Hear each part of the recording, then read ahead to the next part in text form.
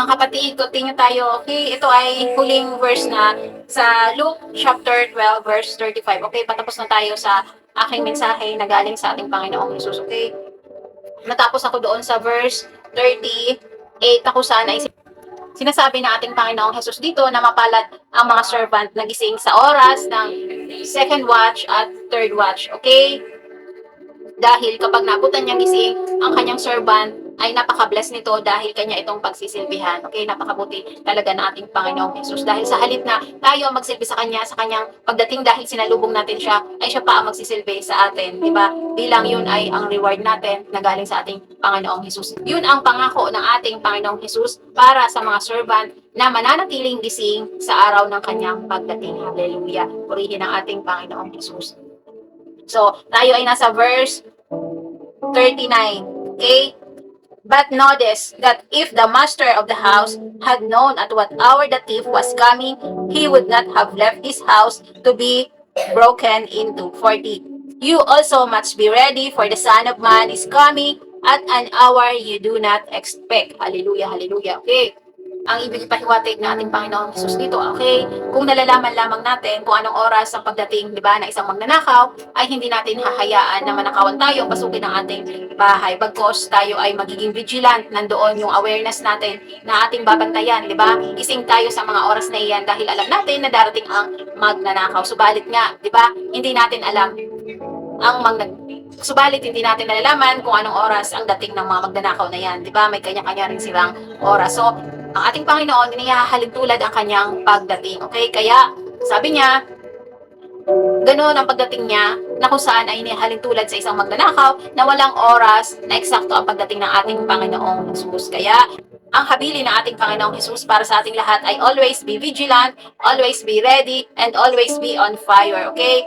Keep your lamps burning, mga kapatid, okay? Palagi niyong pakainin at busugin ang inyong mga espiritual. Dapat nandoon palagi na ang ating espiritual ay hindi gutom, okay? Dapat punong-puno yan ng salita ng ating Panginoong Hesus. Dapat araw-araw tayo nagbabasa ng aklat o Biblia, okay? Para mabusog at panatilihin natin ang ating espiritual ay hindi nagugutom. At palaging dapat bago dumating ang ating Panginoong Hesus ay nandoon na naka-align pa rin tayo sa ating Panginoong Hesus. Doon makikita natin, Panginoon, kung gaano ka katapat, okay? Kung gaano ka nananampalataya, kung gaano mo kakilala ang ating Panginoong Hesus, dahil hanggang sa dumating ang ating Panginoon, matagalan man ang ating Panginoong Hesus, ay nananatili kang matapat, na naglilingkod, sumusunod, at nagtitiwala, nananampalataya, okay, sa ating Panginoong Hesus. At talagang napaka-bless mo, kapatid, kapag lahat ng mga sinabi ko ay nasa iyong katangian bilang ikaw ay followers ng ating Panginoong Hesus. Okay? Mga kapatid, so dito na aking tinatapos ang mensahe ito na galing sa ating Panginoong Hesus. Okay? Kailangan tayo palaging naka-ready lang, mga kapatid. Kumbaga sa labanan, di ba? Hindi naman tayo susugod sa isang laban, di ba? Na hindi kompleto ang dala-dala natin ng mga hindi tayo susugod agad-agad kung wala tayong mga equipment para makipaglaban, di ba? So ganun din para sa ating Panginoong Hesus. Dapat palagi tayong be ready lang, di ba? Kumbaga is punuin natin palagi ng salita ng Panginoon ang spiritual natin. Dapat always be ready. Okay, mga kapatid, kaya dapat nandun tayo palagi tayong handa sa mga laban na ating mga kinakaharap dito sa mundong ito. Ganun din na dapat palagi tayong handa sa pagdating ng ating Panginoong Hesus. Okay? Mapalad ka, kapatid, kung ikaw ay gising sa mga oras na iyan dahil makikita mo na ang ating Panginoong Hesus, makagsisilbihan ka pa ng ating Panginoong Hesus. Okay? God bless you everyone, mga kapatid. Okay? Meron akong panalangin para sa repentance prayer, para sa mga nanonood at mga followers dito na Shekinah Panim Jesus Online Ministry na kung gusto mo na ibigay ang buhay mo sa ating Panginoong Hesus, okay? Sabayan mo lang ang aking panalangin dito kasunod ng video ito, okay? Dalangin ko, kapatid, na ang paghingi mo ng repentance sa ating Panginoong Hesus ay galing sa iyong puso, okay? Huwag mong gawing biro ang paghingi ng repentance sa ating Panginoong Hesus dahil nalalaman nating Panginoon ang bawat puso ng tao kung ikaw ay totoo at tapat na humihingi ng repentance sa ating Panginoong Hesus. Dahil kung hindi totoo ang paghingi mo ng repentance sa ating Panginoong Hesus at baliwala ang paghingi mo ng repentance sa Kanya, hindi mo rin makakamit ang kapatawaran na galing sa ating Panginoong Hesus kung hindi tapat ang puso mo. Okay? Chine-check na ating Panginoon ang bawat puso ng mga tao. Okay? Mga kapatid. So ayun lamang, mga kapatid. Hanggang dito na lamang. Okay? Shalom, shalom. Mga kapatid, continue tayo. Okay? Ito ay huling verse na sa Luke chapter 12 verse 35. Okay, patapos na tayo sa aking mensahe na galing sa ating Panginoong Jesus. Okay, natapos ako doon sa verse 38. Ako sana ay sinasabi ng ating Panginoong Jesus dito na mapalad ang mga servant na gising sa oras ng second watch at third watch. Okay, dahil kapag nabutan niyang gising ang kanyang servant, ay napaka-bless nito dahil kanya itong pagsisilbihan. Okay, napakabuti talaga ng ating Panginoong Jesus. Dahil sa halip na tayo ang magsilbi sa kanya, sa kanyang pagdating dahil sinalubong natin siya, ay siya pa ang magsisilbi sa atin. Diba? Bilang yun ay ang reward natin na galing sa ating Panginoong Jesus. Yun ang pangako ng ating Panginoong Jesus para sa mga servant na mananatiling gising sa araw ng kanyang pagdating. Hallelujah. Purihin ang ating Panginoong Jesus. So, tayo ay nasa verse 39. Okay? But notice that if the master of the house had known at what hour the thief was coming, he would not have left his house to be broken into. 40. You also must be ready, for the Son of Man is coming at an hour you do not expect. Hallelujah, hallelujah. Okay. Ang ibig ipahiwatig ng ating Panginoong Jesus dito, okay?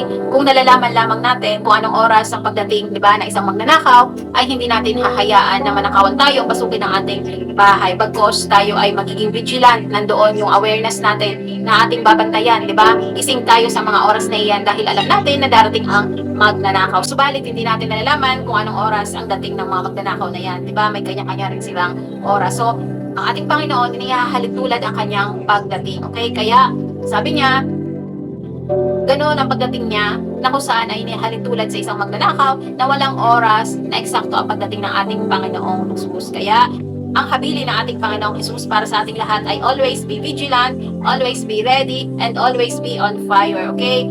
Keep your lamps burning, mga kapatid, okay? Palagi niyong pakainin at busugin ang inyong mga espiritual. Dapat nandoon palagi na ang ating espiritual ay hindi gutom, okay?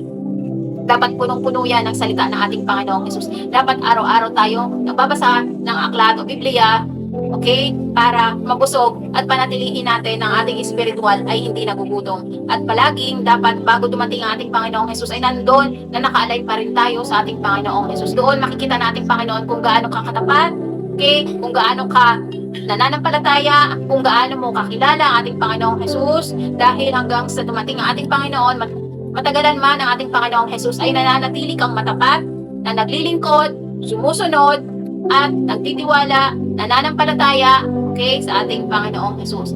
At talagang napaka-blessed mo, kapatid, kapag lahat ng mga sinabi ko ay nasa iyong katangian bilang ikaw ay followers ng ating Panginoong Jesus. Okay?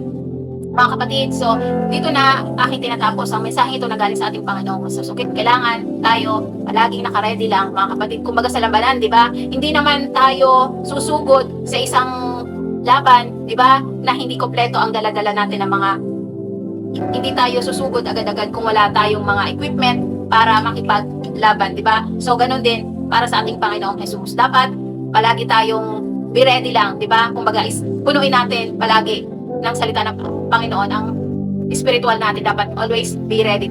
Okay, mga kapatid, kaya dapat nandun tayo palagi tayong handa sa mga laban na ating mga kinakaharap dito sa mundong ito. Ganun din na dapat palagi tayong handa sa pagdating ng ating Panginoong Jesus. Okay? Mapalad ka, kapatid, kung ikaw ay gising sa mga oras na iyan dahil makikita mo na ang ating Panginoong Jesus, makagsisilbihan ka pa ng ating Panginoong Jesus. Okay? God bless you everyone, mga kapatid. Okay? Meron akong panalangin para sa repentance prayer, para sa mga nanonood at mga followers dito na Shekinah Paning Jesus Online Ministry na kung gusto mo na ibigay ang buhay mo sa ating Panginoong Jesus, okay? Sabayan mo lang ang aking panalangin dito kasunod ng video ito, okay?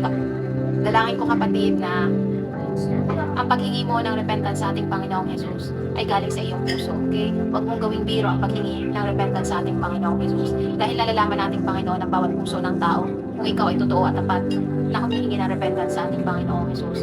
Dahil kung hindi totoo ang paghingi mo ng repentance sa ating Panginoong Jesus ay baliwala ang paghingi mo ng repentance sa Kanya. Hindi mo rin makakamit ang kapatawaran na galing sa ating Panginoong Jesus kung hindi tapat ang puso mo. Okay? Chine-check na ating Panginoon ang bawat puso ng mga tao. Okay? Mga kapatid. So ayun lamang, mga kapatid. Hanggang dito na lamang. Okay? Shalom, shalom.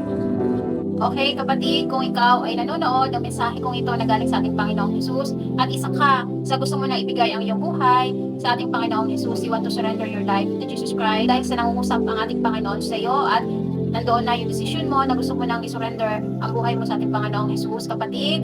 Okay, let me pray for you first, and then after I pray for you, listen to my prayer, okay? Sundan mo lang ako, kapatid, habang nananalangin sa ating Panginoong Jesus para sa iyong prayer of repentance, okay? Lord God, hallelujah, Jesus, hallelujah, Lord God, Lord Jesus, Lord, I'm here, oh Lord God, in front of you, Lord God, asking, Lord, the forgiveness for your son and daughter na kung saan, Lord, itong mga nanonood ng mensahe kung ito nagaling sa iyo, Panginoon ko, nandito sila sa inyong harapan, Panginoon ko, nang hihingi ng tawad, Panginoon, na by your mercy, by your grace, O Lord God, ay makakamit nila ang salvation na sa inyo lamang nagmumula, Panginoon ko, na hindi ito nagmumula sa mundong ito, Panginoon, bagkos ang aming mga kaligtasan at ang kanilang kaligtasan ay sa inyo magmumula, Panginoon ko. Kaya, Panginoon ko, tingin ninyo nawa ang kanilang mga panalangin, Lord God, at hindi ko alam ang laman ng kanilang mga puso at ang kanilang mga buhay, Panginoon ko, bagkos, Lord, you know their situations, Lord God, and Lord, you can check their heart if they want to surrender their life to you. In Jesus' name I pray, amen. Okay, kapatid, sabayan mo na ako sa aking panalangin para sa iyong prayer of repentance, okay? Lord Jesus, I'm here, kneeling and bowing in front of you, before you, Lord God. I'm asking forgiveness for you. You are the creator of heaven and earth, and I believe in you, that you died on the cross for our sins, and you save us from our sins, and you cleanse us, Lord Jesus. Lord, I'm asked forgiveness, na hindi ko alam, Panginoon ko, na sa aking mga pagkakasala, na ikaw ay aking nasasaktan, Panginoon. Ngayong araw na ito, Panginoon ko, sinusurrender ko ang buhay ko, na kayo po ang masunod sa buhay ko, Panginoon ko. Samahan niyo ako sa aking paglalakbay na kung saan ay kilalanin kayo, Panginoon ko. At naway, Lord Jesus, help me to walk according to your will, not my will, Panginoon. Bigyan niyo po ako ng courage na kung saan ay makapagbasa ng Biblia at mangusap kayo sa bawat babasahin ko ng mga mensahe na mula sa inyo, Panginoon ko. Lord God, Panginoon, salamat dahil kayo ay tunay na mahabagin at mapagpatawad na Panginoon. Kaya Panginoon, inyo po akong patawarin sa aking mga kasalanan. Inyo po akong kilalanin bilang inyong anak. At gusto ko pong makasama kayo sa inyong kaharian sa bago dumating ang inyong second coming, Panginoon ko. Ay makamit ko po ang salvation na sa inyo lamang nagmumula, Ama. Ito po ang aking dalangin na mula sa aking puso. Lord Jesus, in Jesus' name I pray. Amen, amen. Okay. Kapatid, kung nag-repent ka na mula sa iyong puso at nandoon yung pagkakaroon mo ng humility, okay, and humble heart, pinapatawad ka na ng ating Panginoong Jesus, okay? Magpatuloy ka at patuloy mong basahin ang Biblia upang mas lalo mo pang makilala ang ating Panginoong Jesus, okay? At dahil sa pinatawad ka na ng ating Panginoong Jesus, sikapin ang huwag ka ng magkasalang muli, okay? Hanggang sa dumating ang ating Panginoong Jesus, okay? Sikapin at gawin mo na maging holy ka sa harapan ng ating Panginoong Jesus, okay? At kung ikaw man ay sumasamba sa mga Diyos-Diyosan, talikuran mo na yan, at kung maaari, basagin mo sila, okay? Dahil hindi yan makakatulong sa iyo, okay, kapatid?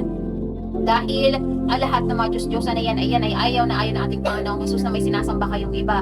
Dahil yan ang number one na nagkakaroon ng pagselos sa ating Panginoong Jesus, okay? Dahil ang ating Panginoong Jesus ay isa jealous God, okay? Ang gusto na ating Panginoong Jesus ay siya lamang ang tanging sambahin natin dahil siya ang ating creator, okay? Noon, ngayon, at magpakailanman, walang ibang Diyos, okay? Tanging siya lamang na nasa kalangitan, nakaupo sa kanyang trono.